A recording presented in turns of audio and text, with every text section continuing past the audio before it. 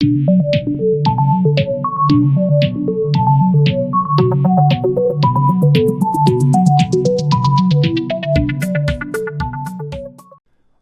to CR Classics, our look at some of the best matches in tennis history. On today's episode, we take a look at Roger Federer's 15th Grand Slam title, a title he achieved in dramatic fashion, 16-14 in the fifth set over Andy Roddick. Now, joining me on today's show is a member of our Cracked Racquets team that you all know quite well. He is my former doubles partner in crime, and a man we haven't seen in far too long on our Cracked Racquets platform. Max Rothman, joining me to break down a match that we both experienced quite similarly. We were both 13 years old at the time.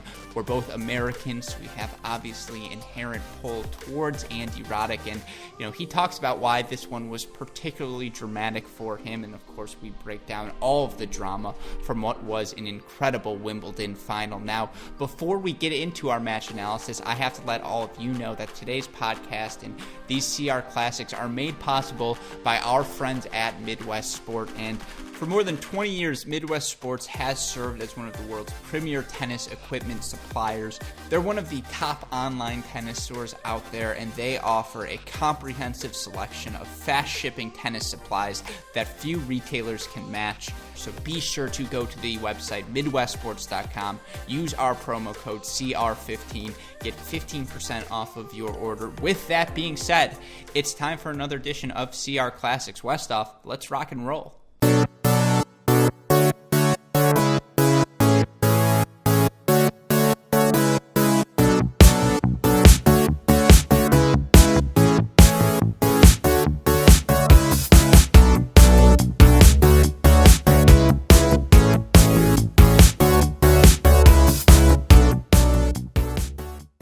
Joining us on today's edition of CR Classic, it has been far too long since this man has joined me, but you may know him as my doubles partner in crime, and the one man willing to celebrate the 3-year anniversary of our club tennis title at Michigan together, Maxwell Bauer Rothman. Maxie, hey, great shot. It is good to see your smiling face. Hey, great shot. It's been a while since I've had a chance to say that. It's nice to be back. I was cleaning out the closet, obviously classic quarantine chore, hobby activity, whatever you want to call it. And I found all of our old Nationals gear, which was pretty fun. And of course, we got the Snapchat memories to look back on, so kind of cool to reminisce a little bit. But better to be back here. I'm excited to talk about this match. I know we've kind of been waiting to bring our takes in, so I'm excited to get them out. Yeah, on these CR Classics, we get to look back at some of the best matches in tennis history, and obviously you and I are, 6 months apart, maybe a little bit. I think it's 8 months in age, and so we grew up watching the same matches. The same players were good at the times we were watching, and so we get to dive back to a match I know both of us remember fondly. Today, we're going to be talking about the 2009 Wimbledon men's final between Roger Federer and Andy Roddick, and look, at this point, it's one of the more recent matches. I mentioned this on our last edition of CR Classics when we did the 01 Wimbledon semifinal between Rafter and Agassi. It was a little bit different because I had never watched that match, and I thought I knew who the winner was. Obviously, I study a bit of tennis in my spare time, but I wasn't 100% sure. So there was a little bit more mystery. There was a little bit more intrigue. This match, I remember fondly, I remember clearly, and I imagine you feel the same way. Yeah, I mean, I've told you this story, but I think it's kind of fun to look back on when I was watching this match. I think I was 12 or 13 at the time. 13. We were both 13. Yeah, bar mitzvah 13. Year. Yeah, it was bar mitzvah year, exactly. I was in Greensboro, North Carolina at my grandparents' house getting ready to go to the Duke Nike tennis camp. I had done the camp a couple years. Ramsey Smith was there, all the coaches were there, which was kind of fun. But I was getting ready to go to that camp, and I'm sitting in my grandparents' house watching this match, obviously early in the morning, classic Wimbledon final. And I think we got to the fifth set. I want to say it was 4-all, 5-all in the fifth, and my grandparents were like, all right, we got to go. Time to go to the camp. And I was pissed. I was like, you're kidding me. You're taking me away from this match right now. And back then, there wasn't, on the phone YouTube that I could just watch this in the car on the way there. So I'm sitting in the car listening to the radio commentate this match, like, Roddick Federer 8-all, 30-all, and then I just hear silence. It's like forehand, backhand, volley, miss. it's just it was such a weird memory. And then right as I pull up to Duke, it's 15-14, 30-40, and then I just hear the Roddick shanks the forehand and Federer wins, and I was so upset, like visibly upset, getting out of the car going to camp. So you can say I remember the match pretty well. I was gonna say, little do people know, that's the day that the seed for the Great Shot podcast was planted in your head. Just hearing them on the radio, you probably thought, as we both do, we could do this. That was the first time the seed was planted. But look, before we get into today's match, we have to set the scene for you listeners. Let's remind all of you what was going on during that 2009 season.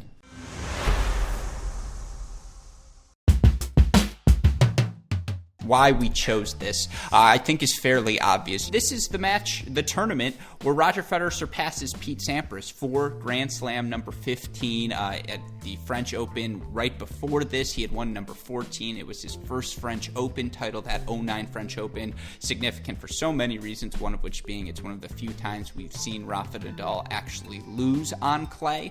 But I suppose when you set the scene for this match, what are the first things that come to your mind, Max, when you talk about the significance of this in tennis's history?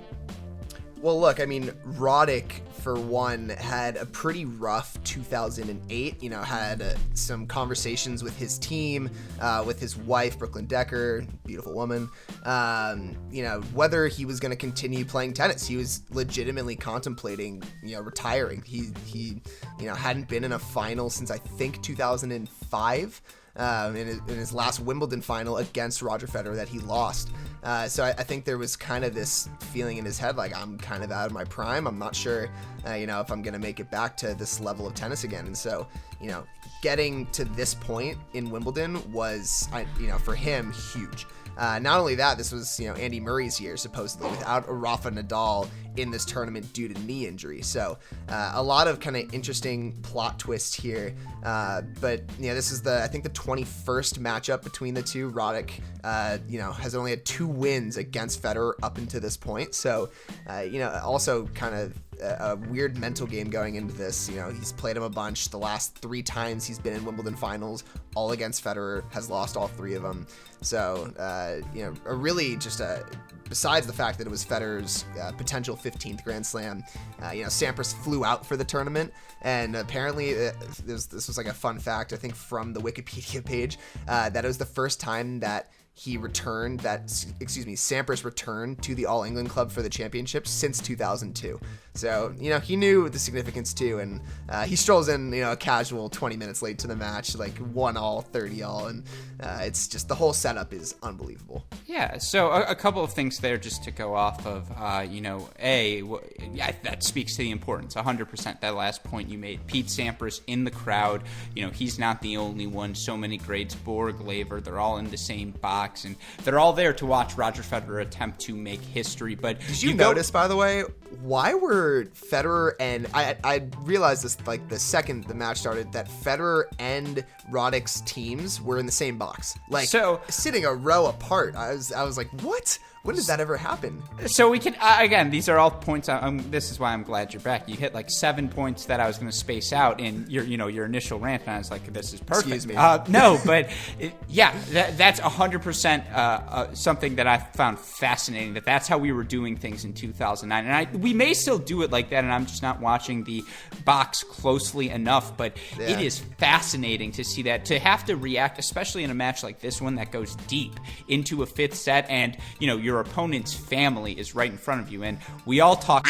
That's just part of the game. I mean, that if you're an athlete, we're all going to do it, and the people watching, your fans, are going to trash talk the opponent because they want to, pump you up in their minds, and you just couldn't say anything because you're on top of each other's player box, and it was a fascinating layout for sure. But they were respectful. I think you could notice throughout the match, if there were points that one of the 2-1 where, maybe it was an unforced error or whatever it was, they weren't, getting all excited over an unforced error. They're pretty, respectful of the other, which I think makes sense given the proximity. The good news is I don't think you could see one another's face unless you genuinely turned around and made it a point to look at, how's Mirka looking right now, because both Mirka and Brooklyn were, stressed. And Mirka, I think, is near the end of her pregnancy with her twins as well during this match. And so, it was a fascinating layout, but now, I'm sure you're wondering how Andy Roddick and Roger Federer both got to this year's Wimbledon final. Let's explore that now.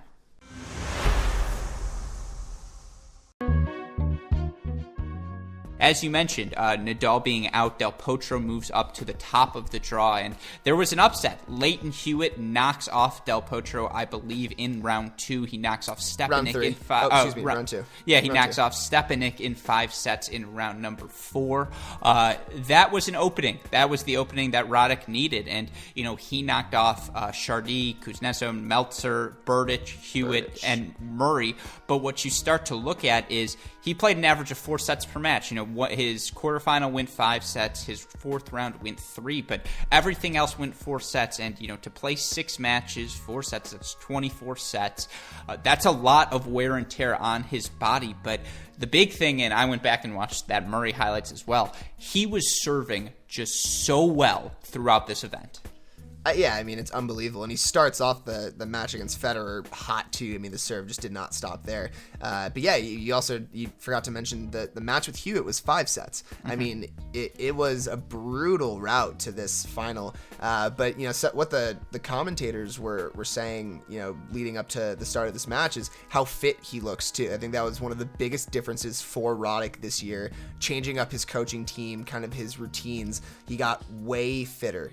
He had been this strong guy for so long, leaned out a little bit and really worked on his fitness, and it showed. He didn't really look tired until the last couple games of this match, and that's impressive to go that long and still be moving around the court the way he was. Yeah, he was really impressive, but who was better? Roger Federer, who had dropped just 1 set on his way to the finals. And you look back at his path, what's very funny, he knocks off Yensun Liu in the 1st round, Liu's the guy who beats Roddick in the 4th round the very next year. That's a straight set win for Fenn, straight sets over Garcia Lopez, 4 sets. Cole Schreiber was his only 4-setter.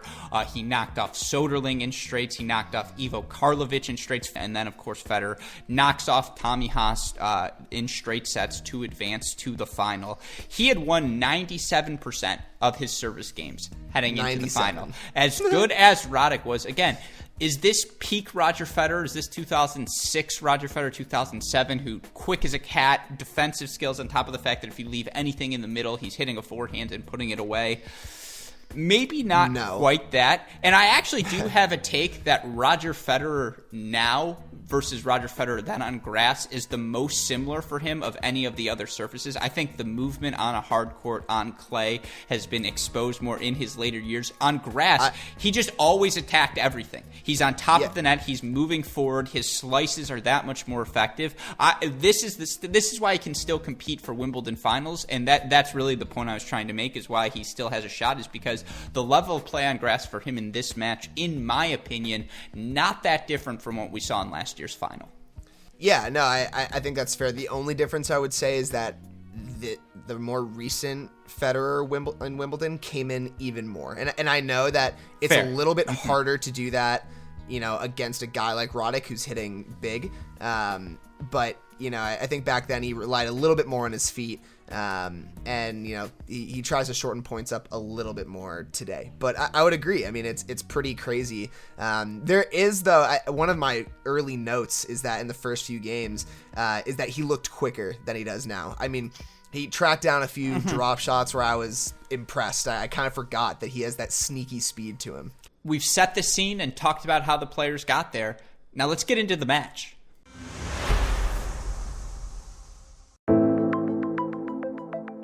But all right, let's get into the match. And you look at the first set.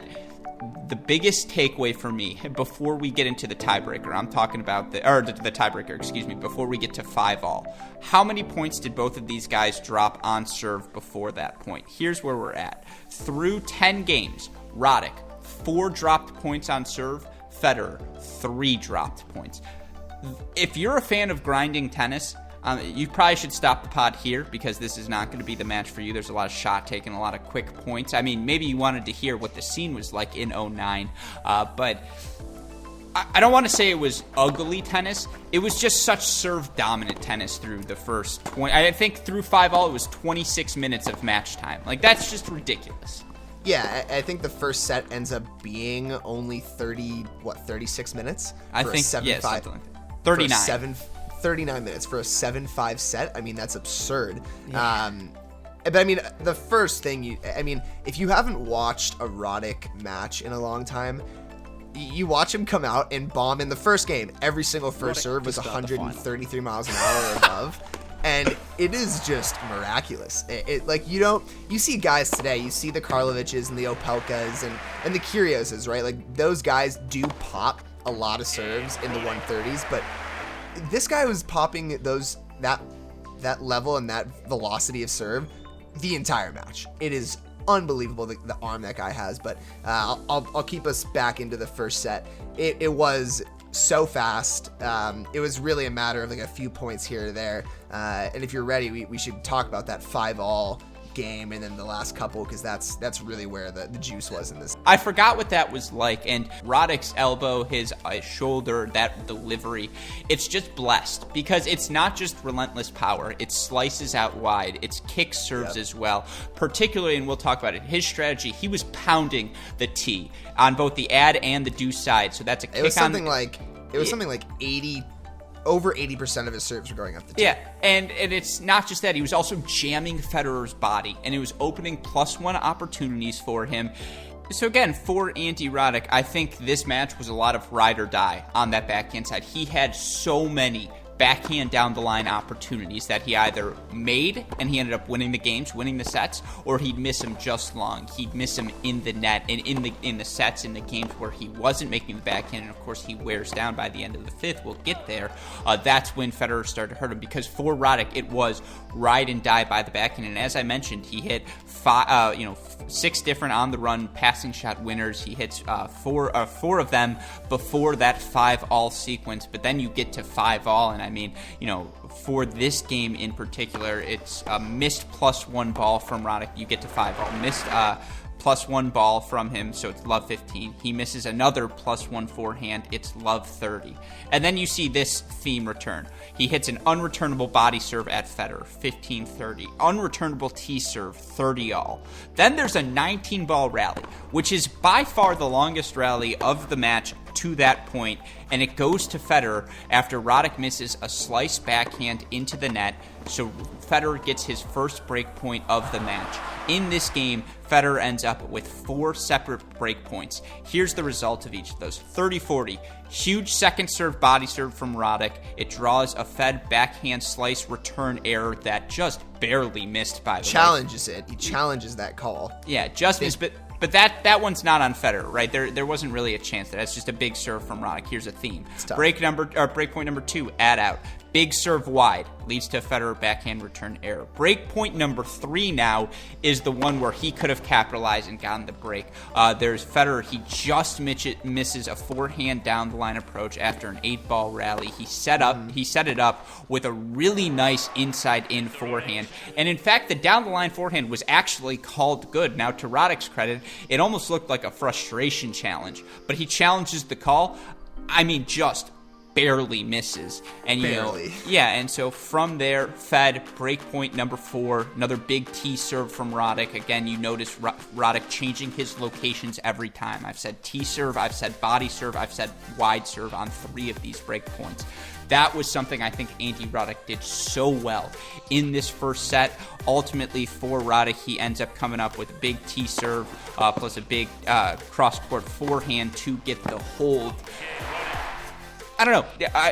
I felt like for Roddick, I guess this gets us into, because Roddick ends up breaking in the next game, and we'll get into that game in a second, but he dodged a bullet in this first set. Yeah, I hate saying this, but I mean, Federer handed a lot of points to Roddick throughout this match, not just in the first set. And I got to give credit to Roddick for playing a spectacular match, but there were points during this match where I was like, man, Federer's really just not playing his best tennis, which is crazy to say. It's really crazy to say because it was a really good match overall, but it really, I mean, it turned into so much serving. It was a serving fiasco. I mean, Federer ends up serving 50 aces. Like, that's insane. And I have a question at the end on this point, by the way. But yeah, you're completely right. Yeah, and so, I think Roddick just has to be lucky, and looking back on it, probably is totally on board that he was lucky to get that first set. Yeah, and look, in that game he breaks on 15 love. There's a second serve, but Roddick hits a ridiculous running forehand winner off of the Fed, plus 1 forehand for 15 all. On the 30 all point, it's the on-the-run backhand that draws a slice error from Federer, who looked like he hesitated before moving forward because Roddick had been that good on the run. Right, and you missed too on the 15 all point. I mean, Federer had a really easy approach forehand, and he just pushes it wide, giving him that 30-15. Mm-hmm. I mean, it's just there was a lot of errors where Federer didn't need to make them. Yeah, it was one sloppy game, and then for Roddick, it was a big, again, this clinches it for him, a big down-the-line backhand behind Fed that draws a forehand unforced error. For Roddick in this first set, it was movement, it was the first serve, and it was the backhand that got the job done, and he takes it 7-5. And look, we talked about the biggest points, and you look at the stats from this first set. Roddick, 78% of his first serves go in. He wins 81% of those points. Now, Federer was at 69%, 90% first point spread, respectively. That's still pretty good, but, the difference is, literally, Roddick 1 for 1 on breakpoint chances. Federer had 4. Roddick served his way out of 3 of them. Federer with 1 error. That's the difference in this set. I guess my final question is, did the right player win? No. I mean, truly. Like, it's sad to say, but no, Roddick shouldn't have won that set. I think he took advantage of the opportunity he got. And I think that level of aggressiveness on the backhand is a theme that I'll bring up in a couple other moments throughout this match. But, I mean, he took advantage of that backhand when he needed to, and he needed to do it more throughout this match. But he was lucky. He was lucky to get the chance he got, and good for him for taking advantage. But he shouldn't have won that set. With neither player having much success on the return of serve in set number 1, it came as quite the surprise when Andy Roddick stole a late break and took the first set by a 7-5 scoreline. Now, obviously, Roger Federer wasn't going anywhere, but it was fascinating to see the way Andy Roddick came out of the gates in set number 2. We'll talk about that and more in our set 2 recap right now.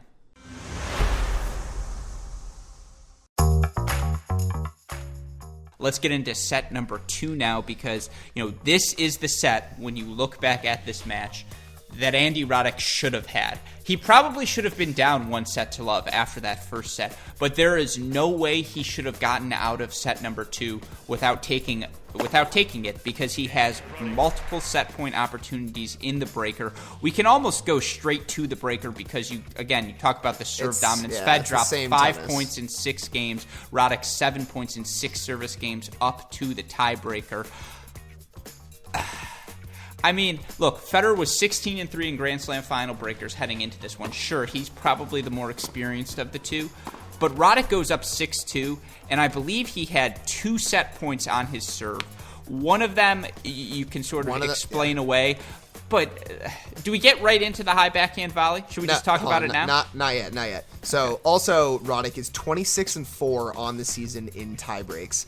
And, everyone, the commentators talking about, how good he's been in the breakers. They also totally jinxed the dude. He, at 5-1 in the breaker, they're like, oh, he's would be, I forget what it was exactly, but they say something along the lines of, oh, he must have this one in the bag now. It would suck to let this one fall through his teeth. I was like, dude, you're like asking him to lose. Like, are you kidding me? Yeah. So I have that in my notes, but... Oh, can I actually jump in on that in terms of the commentators? Because we're not going to talk about them as much on this one as we do because J Mack and Mary Carrillo are a little more animated than Becker and Hedman. But I thought they did a really good job steering the ship. I thought they were calm. They let the play and the moment speak for itself, and that sort of subtlety is something I struggle with in the booth. So it was something How many times have we interrupted each other already? This is all for Westhoff post-production. I mean, to get to your point of there is some context to add before the set, and I apologize for cutting you off. You see how I did that? I just took over the conversation. I still got it. I'm not going to do that now. This is how much I've missed you. I apologize for cutting you off. What were you saying?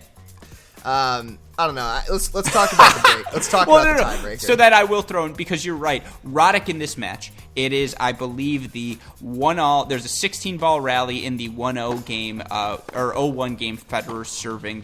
It's multiple chances for Roddick to go backhand down the line. He misses it on that occasion. You look. I think he misses another one again in 4-all. He misses another one in 5-all as well. There's this 23-ball rally that ends after Federer tracks down a Roddick drop shot approach, and he ends up flicking a backhand running cross-court pass. It's one of those beautiful sequences that I'm sure Daniel Westhoff will reel into this one, and it did feel like in this set, again, this gets back to what I talked about with Isner.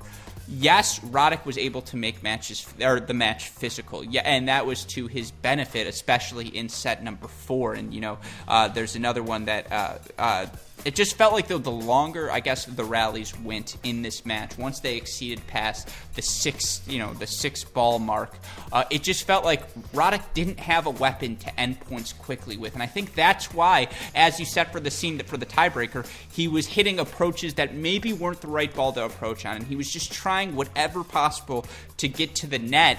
And I just think it was a fundamental issue for him throughout this match, is he didn't have an easy weapon outside of the serve.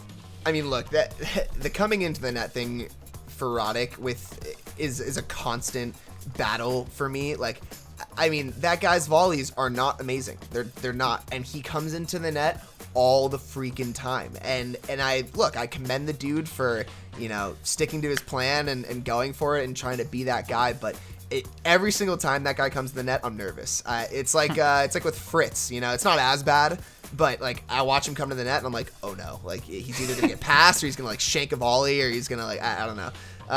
But the point on the weapon, you need to go back and look at the point at 4-1 in this breaker.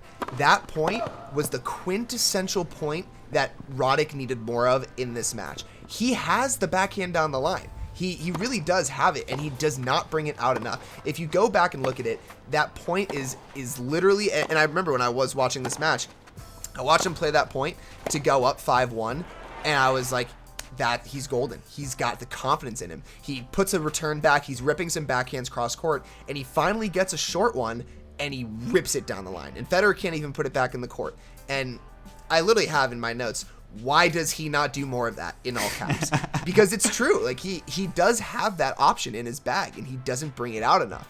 That gets to the hit or miss nature of his backhand, right? Because throughout, the commentators say Federer's going to pick on the Roddick backhand. Federer, if he can get the ball to the Roddick backhand, and he certainly did with slices and inside out and sets up inside in for himself, which is something you mentioned earlier. But yeah, it's a hit or miss shot for Roddick. And even before we get to the blown volley on, I think it was 6-3 is the one where he ends up blowing the back. 6-5. Oh, 6-5, excuse me, yeah.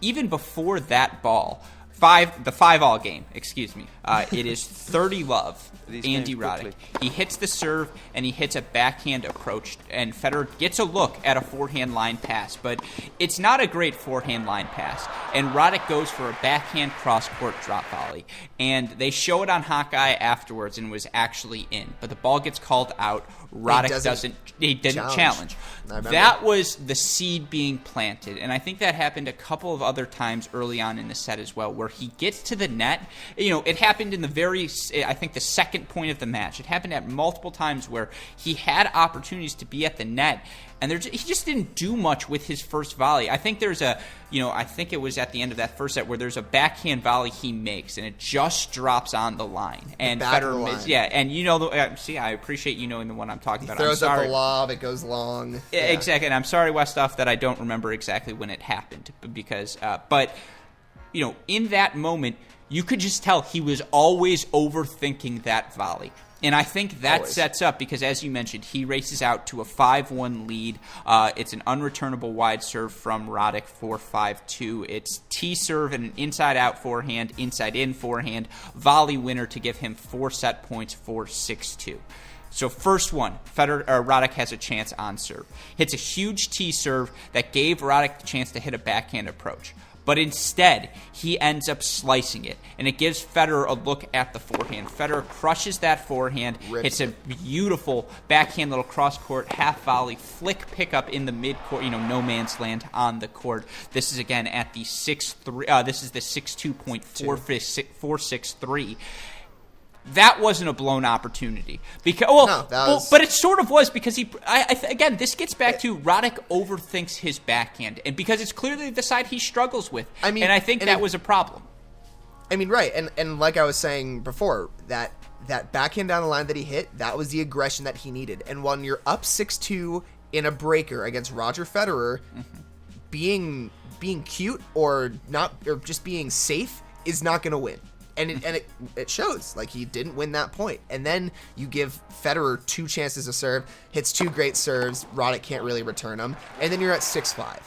And then you're nervous. And then it's 6-5, you're here to close out the second set, go up 2-0 against Roger Federer in the Wimbledon final, and hits that beautiful serve. He has a great... Well, so here's the thing. He missed the first serve way long, right? Right. And then it's this beautiful second serve into the body, as you mentioned, and that's the spot he hit, and he had the chance.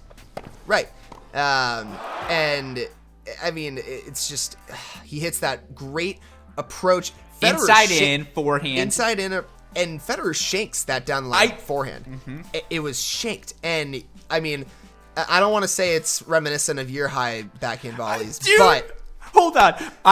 This is the joke. The joke I have written here is, this is the volley that can end a relationship. Because if I could tell you the amount of times I've seen you load up for a high backhand volley, and I know in my head, first of all, why I love playing with you is because you're you're the only person I've ever played with who can actually spike down a backhand volley. But sometimes you think you should hit these little creative drop volleys, and they either go bottom of the net or sailing. And that's what happened to Roddick. See, okay, but here's the thing is, I don't think he was going for a drop volley. No, he was going for the heavy cross. It was clear that he couldn't make up his mind.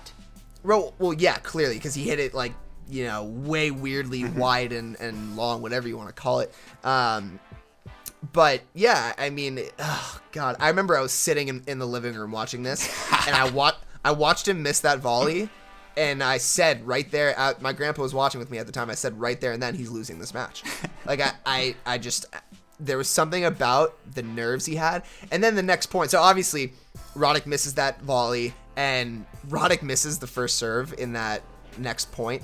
And then as he's going to get ready for a second serve, he like fumbles the ball, and it like rolls to the service line, and you just hear the announcer go, "Oh my God!" Becker, I was like, "What are you doing, Boris?" Yeah, like, and first of all, I mean, I get it.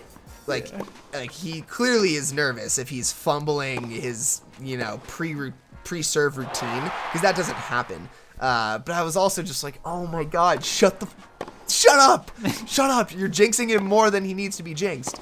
So and we know how the rest of that breaker goes. He loses that point, he loses the next point, and Federer takes the set. My question, I technically had 2 hypotheticals, but I'll stick to the one that's more relevant. If Roddick makes that backhand volley to win the set, does he win the third, and does he win the match if he doesn't win the third? Well, here's the thing. He definitively wins the fourth set, and we'll talk about it in a second. And, he was pretty dominant on serve in the third set. But it's the effort level. Here's why I say no to that. Because Roger Federer no to the third, or no to the match? No to the third. Okay. Because Roger Federer locks in at the start of the 5th set, and he is just locked in for the entirety of it. And I imagine that's the Roger Federer we would have seen at the start of set 3 had he gone down 2-0 in highway robbery fashion. And here's where I think that's a fair take. But Roddick wins that third set because of the confidence. He goes into that third set. 2 things can be true. Yeah. He starts ripping backhands down the line. He starts taking a few chances on return games, which he didn't do enough of. And he seriously, he makes that volley, he wins that match in straight sets and wins that tournament. So after being down 4 set points, Roger Federer scrapes his way back and takes the second set 7-6. Such a devastating result for Andy Roddick. Would he have the ability to come back after such a mental lapse at the end of set 2? Let's find out now as we break down set number 3.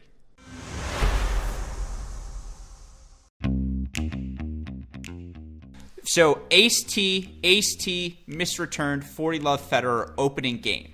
There's a second serve return that gets Federer stretched. Roddick goes backhand down the line, but then mishits a ball, leading to a bad drop shot approach. Roddick then laces a forehand pass right at Roger Federer's body. And he does. And it didn't hurt. It didn't hit Roger Federer, but it came awfully close. And I think that was Roddick's way of saying, yeah, I looked shook, but no, Raj, I'm still in this one. I'm serving well enough to where I think I can steal this from you. And again, you look at the course of this set and how many breakpoint opportunities there were. Roddick had none. Federer had one.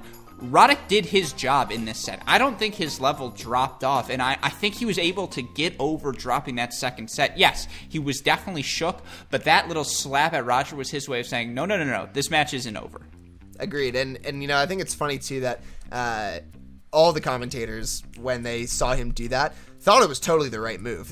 Nobody was like, oh, like, Roddick's coming after Fed here, like, going right at his body. Like, they're like, no, like, they all agree with you. They're like, he's showing him, like, I'm here, I'm coming at you. If you're gonna hit a crappy drop shot like that and it's low, like I'm going low ripper right at you. That's the right shot choice. So I'm with you. I think that was kind of a statement, and the ability for him to pull himself together after that was impressive. And I think that's what ended up actually. I think this was a really critical point for Roddick. He easily could have let that volley get to him and throw off the next 2 sets. That easily could have been a 6-2, 6-3 third and fourth set, and he stuck in there. I think it was a really, really, mature and turning point for him in this match. Yeah, and the serve bailed him out multiple times in that game. He's serving down 2-3 in this set. He hits an unreturnable second serve at the body for 15 love, goes up 30 love. There's then an 8-ball rally that ends with a Federer forehand down the line and backhand drop volley. There's a 10-ball rally that ends with Federer a cross-court forehand winner for 30-all. And again, this is where I get back to my point of I don't think Roddick had ways to easily hurt Federer, and I think that ended up coming to bite him, particularly later on. I think it's why he was so physically drained come set number 5. But look, he misses a +1 backhand slice approach for 30-40. He then goes huge body serve unreturned, second serve plus a backhand cross-court approach and forehand down the line volley that barely drops in for Roddick, and then a great body serve backhand down the line combo gives him the advantage. But once again, he comes in behind the wrong ball. Federer passes him, so we're back at deuce. Roddick then forced in due to the net cord, actually makes a backhand volley add in, body serve plus an inside in forehand winner. It's 3-all. And I just think what that why I went through the full sequence there is when Federer could make the return, when Federer made that, slice back and return, blocked it back to neutral, it was really 50-50 at that point versus where when Roddick did that to Federer. And I think Roddick underrated as a returner, particularly in this match, the way he was taking balls on the baseline or early and just trying to take time away from Federer. It was commendable for sure, but you look at the stats from Tennis Abstract, there were 51 points played for Roddick that were 4 to 6 shots. He won 45% of them. There were 34 points, I think, played between 7 shots or over 7 shots. He won 50% of them. But in the points that were 1 to 3 shots, when it was a big serve that became under-returned, or it was a big serve plus a forehand, he was winning 85% of those points. That's a drastic difference. That shows me that if Federer could get to ball number 4, it was 50-50. Absolutely. And, I agree with you for the most part that it was commendable on Roddick's part for, trying to be aggressive on the second serves and hugging the baseline. But I still think he missed his chance on multiple occasions to really make a statement on his second serve returns. And, like you said, he needed to get an edge in every point possible, and sometimes he didn't take that opportunity. So, but for the most part, I agree. I think he did what he could. But this third set, I mean, it's a bummer because that third set tiebreaker, you kind of knew that after the first couple points, Roddick wasn't winning that one. You get to the tiebreaker, and it was mostly Roger Federer, and the one that it was interesting because early on, right, there's the 1-0 point Roddick serving. It's a 12-ball rally, and it goes Roddick's way after a Fed forehand unforced error, and you think to yourself, oh, maybe physically this is where Roddick starts to wear Federer down. Maybe this is where if he can extend points, everything he's been doing has been working out. But nope, right after that, 1-1, Federer gets the mini break. It's a second serve that he gets on top of, a 9-ball rally, or I think an 8-ball that ends with a Roddick backhand down the line slice approach missed. And again, it's the backhand that's letting Roddick down, so he gets the mini break from there, and then Federer sort of runs away with it, right?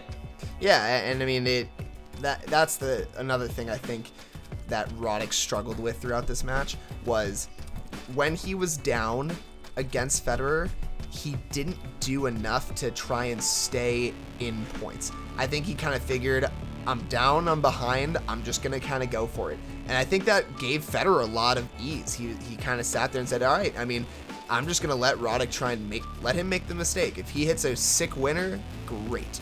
But there were too many times where I saw, a 15-40 game where Roddick, tries to hit a ridiculous forehand or something just that, something way overly aggressive. Yes, I've said I wanted him to be aggressive more, but there were certain times where it was just ridiculous. And I think that really allowed Federer to be at ease when he knew, all right, I'm up in this game, and I'm gonna take this one. Another tiebreak victory for Roger Federer. This time he takes it by a 7-5 score to take a 2-1 lead. Now, great champions oftentimes find a way to step on their opponent's throats, but it was quite clear from the onset of set number 4 that Andy Roddick wasn't going anywhere. We talk about that and more in the breakdown right now.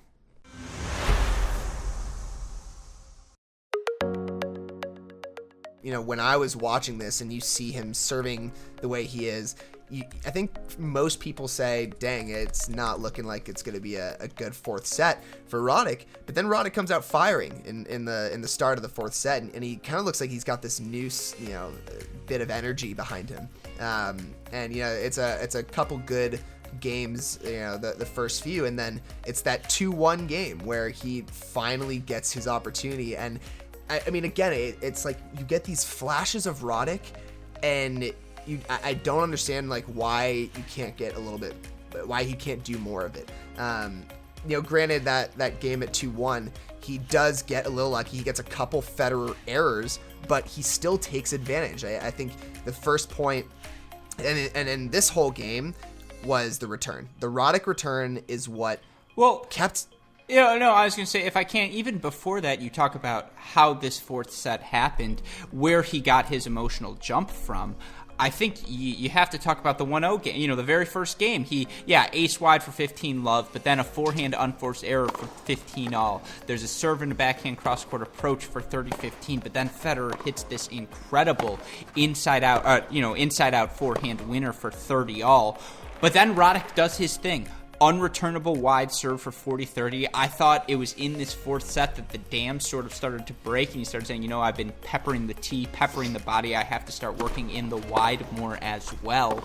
And for him, it's then a 10-ball rally that he draws a Federer backhand slice unforced error of, and he's up 1-0. And I know Federer didn't have a break point there, but just getting on the board, because if Federer goes up an early break 1-0, you talk about what ifs, this match is over. I just think where Roddick's body language was at, so for him to come up with an unreturnable serve and to win a long rally at the start of the set, that sort of instilled the confidence for, as you're saying, the big backhand second serve returns he has in this game for 15-30, the backhand slice approach and the stretch backhand volley he executes for 15-40. The confidence had been, it's the little victories in tennis, right? And I think Roddick getting that little victory for 1-0, he held at love on his next service game. That hadn't happened in a while. Yeah, I agree. And I'm glad he brought that up, because those longer points did start to happen a little bit more in this fourth set and in the start of the fifth. And I think that was something that you need to see a little bit more. Take a step back, be aggressive when you need to be. But I do think it was super helpful for him. When Roddick gets the break here, and it was on I think it was a second serve, and there's a forehand that leads to a backhand line, and then a backhand cross-court combo from Roddick to secure the break. And again, backhand side, where we talked about that before. But the emotion on his face, you can just see, you're just like, this means the world to him. Well, I mean, yeah, also at 45, Federer hits that up the tee ace, and I'm thinking, 15-40, but yeah.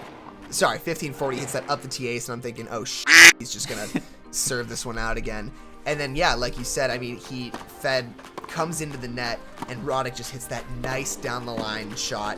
Federer can barely get a racket on it. And that, I remember that reaction so vividly.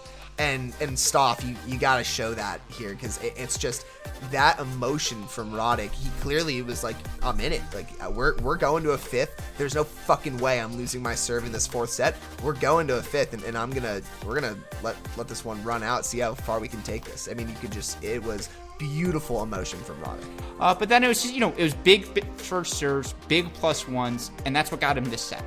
Agreed. And I think the thing that you start to see a little bit towards the end of that fourth set, and in that fourth set, just even from the start, was how many Roddick service games Federer was in. And that was, I mean, that ended up being, what it was in the fifth. And I think we can probably start to move into the fifth set now, unless you have anything.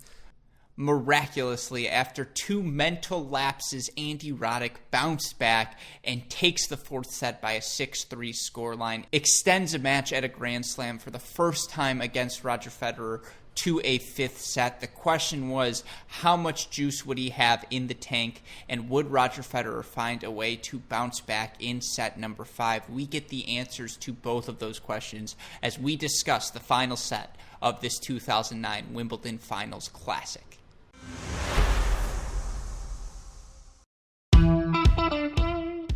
Unless Federer's physicality was going to stay diminished, it just never felt like Andy Roddick was in control of the set.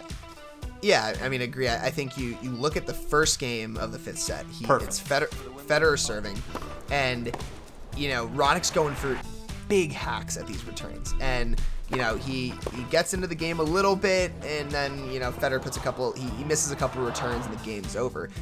And then it goes to 1-0. It's Roddick's serve, and this is just the classic example of what happened throughout this set. It goes 30-all. Federer gets a kind of lucky let cord, and Roddick is down 30-40 in his first service game of the fifth set.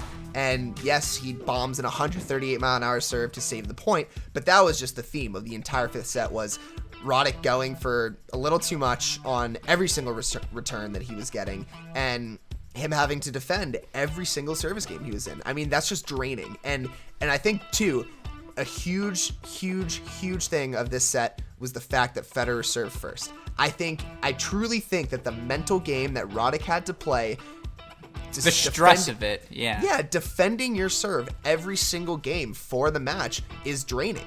I mean, Federer knew, right? If I lose this service game, I at least have an opportunity to go back and break and have another chance. I have another, potential 4 points to figure it out and get back in this, versus Roddick's like, I screw up one of these serves and he goes up for break point. That break point is the end of the match for me. Yeah. I just to add to your point on that first Roddick service game of the set, 8-ball rally, 14-ball rally, 18-shot rally. Yes, Federer ends up losing the game, but he was locked in against physically. He was like, oh, okay, yeah. I got to clean things up a little bit. That fourth set was sloppy, and for him, 14 winners against 7 unforced errors. That doesn't sound bad, but if you count in all of the unreturnable serves that were counted by the Wimbledon statistician that Federer really did have looks at, he just kind of missed them. That played a factor, and you can just tell his footwork and just, again, his determination to, even if it's just a slice backhand block return that gets the point to neutral, to do that more and more throughout the match. That was the theme of this set, excluding the 8-all game, where obviously Andy Roddick goes up 15-40, and I don't know, you look at that game, Rothman, was it Roddick's to win? Yeah, it was. And okay, hold on. I said that a little too quick. I think that if he had approached it slightly different after losing those 2 break points, that he still could have won that game, because you're right. He's up 45. I have in my notes missed forehand slap return for Federer. That one was dumb. And I have that in my notes too. I mean, Fed obviously hits 2 really good serves to bring it back to deuce. And this was also another point where I was like, Roddick's losing, because that forehand rip was one of those frustrated, angry, I'm over it returns, where it's also one of those, you want me to play another 12-shot rally? I can't. Right. And I think it probably started a little sooner than 8-8, maybe around the 5-all mark was when you really started to see Roddick say, all right, I'm done playing these crazy long points. I can't do that for too much longer. But if there was a time for him to suck it up and just be mentally strong for 1 second, if you sat there for a second and said, Andy, it is 8-all deuce. If I just suck it up for 2 points and can somehow win these 2 points to go up 9-8 with my serve, I mean, and he just throws it away. He literally he rips that forehand long, angry, and then just loses that next point. And it's like, you're sitting there as a spectator going, come on, man, you got to be stronger than that. You really do. Yeah, I mean, so here's the thing. Again, you look at the mechanics of the 8-8 game and how they happened. It was, for Roddick to even get to 15-40 took a really tremendous effort. But it's just, you could see the frustration start to wear in. And why I say 8-all, he had his chances, it's just because, yes, it happened a little bit before, but, 10-11, 12-13, 13-14 games. No, Federer doesn't get, I don't think, to break point in any of them. But he starts to get to deuce, and he starts to just work his way into all of these games. And it's clear for Roddick, the physicality, the extending the rallies, making this match, about who's the more fit player, would be he'd be on the losing side of that equation at this point because of how much effort it took to get to 2 sets all, which brings back him missing that high backhand volley in the second set. Devastating. And I want to get back to the Roddick frustration, but I do want to say, there was a game, 12-all. Roddick goes up 35 in that game. 15-30, but yeah. Well, yeah, anyways. Goes up 5-30, and Fed goes 3 aces to hold, or maybe it's 2 aces and 1 big serve. Yeah. And I mean, and it's that kind of thing, right? I mean, that also routinely. And that was one of the morals of that 5th set. He has 22 aces in that 5th set to bring him to 50 overall for the match. I mean, that must be frustrating. And getting back, to the Roddick frustration, this was something that I picked up on, and I don't know if this is because Hawkeye was relatively new in 2009, and if it wasn't as accurate as we might have it today, but Roddick was getting frustrated with the Hawkeye. Like, I think there were like 2 or 3 occasions where the Hawkeye showed how far it was from the line, and Roddick was like disagreeing with it. I was like, dude, I don't know how you're able to disagree with the Hawkeye, but I mean, it's even that, like those little tidbits, right? Like even getting frustrated with the freaking Hawkeye, you could tell it was getting to him. Outside of the 8-all game, how many times do you think Andy Roddick got to 30 in a Roger Federer service game in the 5th set? So we played, how many? 15 Federer service games. I mean, 12-all, he was in it. And then I think there was maybe one other one. There was one game where he got to 30 on the Federer serve. And it was, as you mentioned, I think that 12-all game. Yeah. And so, the 12-all game. That was it. Outside of that, it was ace, or service winner, or serve plus 1 winner for Federer throughout this set. And it's just clear Andy Roddick wears down. And this is actually, I think, a big one. This is the moment where you're like, okay, this is where the finish line is. It's 15-all. Roddick hits the second serve, and then it's just a shank return from Federer. Roddick goes up to hit the forehand approach. The approach bounces next to Roddick's feet. And I know it's a grass court, and there are going to be bad bounces. But that's when you're just like, this guy's gassed. Yeah, he was. And I mean, he just... it's a bummer, too, because it's weird because I have in my notes that Roddick needed to go for it a little bit more towards the end of that fifth. I mean, it just looked like he was giving in. Like there was no point towards those last couple games in particular where he was like, you know what? I don't have much left. I need to try and just do something different. It was kind of like I'm just hanging in to hang in. And I think Federer knew that. Yeah, and let's get to the finish line. That 14-15 game. Look, it starts out, he goes down love 30. There's just a bump return on the forehand side from Federer that draws an immediate Roddick backhand unforced error. Next, when he goes T, returns just down the middle again. Roddick shanks a forehand. It's love 30. Now he goes 3 unreturnable T body serves to go up 40-30 at that point. But, from there, 6-ball rally ends with a Roddick shanked center backhand. And literally, they played that rally in the center of the court. Like, it was just back and forth, down the center, and it just, nothing really happened there. And so that was the epitome of Fed just saying, I know I've got him. He's going to make errors. It's going to happen eventually, and I'll get my chance. Yeah, and look, for Roddick, it was then, he goes, as I mentioned, was up, but there's a neutralizing first serve forehand return, draws another sloppy backhand error. We're back at deuce. Second serve slice return, draws a shanked Roddick forehand approach that, even if it was in, because you couldn't really hear the call at that point, right? It was a little bit questionable. Did he call it? You couldn't tell. Roddick sort of stopped playing, so Federer kind of flicks the passing shot by him anyways, and now it's at Federer. And, match point, misses the first serve. And he had been, finding big serves in the biggest moment. His legs were just drained. You could tell physically he was spent. I mean, yeah, I didn't want to cut you off, but Roddick also had a game point before this. I think he had 2. Right, 2 game points. Like, I mean, and one of them, he puts in a big serve and Fed puts in a deep return, and you just saw his legs do nothing. He tries to flick a backhand, and it just goes long. And then, sorry, you can finish it off. But yeah, it was just a constant theme of that. No, his legs were spent.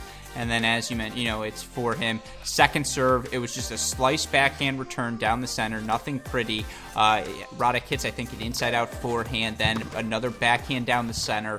Roddick shanks the inside-out forehand, and the celebration is on for Roger Federer. 16-14, he takes the 5th set. He wins his 15th major final in history. In the end, it's Roger Federer who finds a way to survive. He wins the 5th set, 16-14, and in the process earns the 15th major title of his career. Now, of course, it was a fantastic match, a 4-hour affair. So many things to take away from the match. Max Rothman and I discuss our final thoughts on the match right now.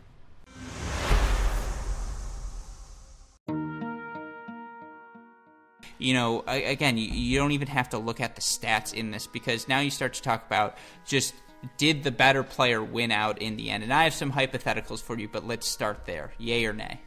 Yeah, I think Federer deserved it. I don't know. He didn't play, and it's hard to say, I said at the beginning that he didn't play his best tennis, but it's hard to play your best tennis against Roddick because you just don't have a chance to get a good rhythm. So I think taking a step back, he actually did play pretty well. He played well when he needed to play well. But no, I'm going to retract my statement. I think Roddick deserved to win this match. I think Roddick deserved to win that second set if he didn't blow it. And I think that Roddick blew his opportunities, and he was playing good enough tennis to have won this match, and I think he should have. So you used the term good tennis. Again, I'm getting into my questions now. Was this a good match? Was the level of play actually that high? Was it a peak performance for either player, or was it simply just a really entertaining match? Obviously significant for tennis history for all of the reasons we just stated. Yeah. But in your opinion, good match, is it a peak performance for either guy? Because I say no. No, you're right. It's no. I think, serving, probably the peak serving for Federer ever. Yeah. It was a nice performance. Roddick, the serving was great too. I think it was the peak clutch, maybe not peak clutch, but very clutch for Federer in a lot of circumstances. Well, so this is where you have to mention he had just tied Sampras's record. For now, you know, he's still 28 years old or 27, however old he was at the time of this, and he was going to have plenty more opportunities. Just to get number 14 and particularly for it to happen on clay, yeah, you can tell Federer's confidence in this match, and then, you know, as I mentioned, that 09 Del Potro match, it's through the roof. Yeah, it is. And it shows, too, in his post-match interviews. But, man, I'm still just thinking about it. Like, Roddick should have won. Yeah, you know, again, it's really close. I think the level of play, I don't think, you know, Roddick, this might be his peak serving. This tournament might be the best he has ever served ever, you know, in a match. Best he's ever served ever. Hey, great shot to me. You know, it's the best he's ever served, and certainly physically he looks as close to his peak as possible. But no, I don't think this was that great of a performance from Roger Federer. I think he probably messed around a little bit more than he should. He got a little bit cocky at the start, which you can imagine why he would. Now, was it an entertaining match? Absolutely. You know, it had the drama, it had all of the memorable moments, and we'll get into our most memorable moments in a second. But, you know, you said the wrong player won. I disagree. I think Federer deserved to win this match, particularly in this format when it's a gladiator-style fifth set and you got to win by 2. But, final 2 questions for you. A, would the ending of this match have been more fun if they played a tiebreaker at 12-all like they did at Wimbledon in 2019? And part B, if a tiebreaker is played, does the same player win the match?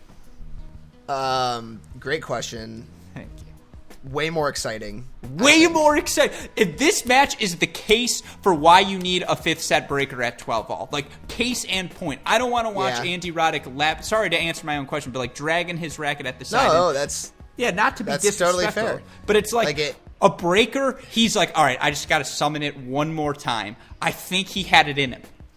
Yeah, here's the thing is, he still loses that breaker. True. He definitely still loses that breaker. But it is way more exciting. Oh, God, I wish I could have seen a breaker there. That would have been crazy. Which is crazy to say because we're all for best of 5, right? And I know. The idea. But yeah, like I really do think this match is why if you see a breaker at 12-all, do I think Andy Roddick could rip 2 good returns? Do I think he could just find first serves in him for, you know, up to 7, up to 10, whatever they would have played it?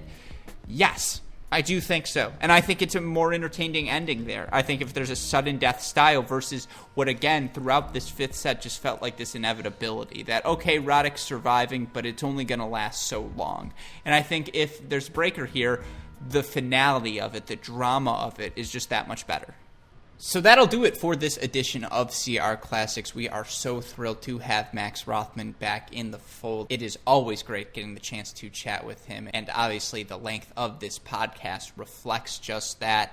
Before we go, want to give a couple of shout-outs. One to our super producer, Daniel Westoff, who has a an editing job to do as always and makes these videos possible. If you haven't, go subscribe right now on our YouTube channel. It's 3 clicks, and you're guaranteed to never miss any of our content moving forward if you do just that. Also want to give a shout-out once again to Wimbledon for posting this entire match on this YouTube channel. That is where you found the highlights that you saw throughout this clip from. And last but not least, shout-out to our friends at Midwest Sports, who, as we mentioned, offer a comprehensive selection of fast shipping and exceptional tennis supplies that fit all of your tennis needs.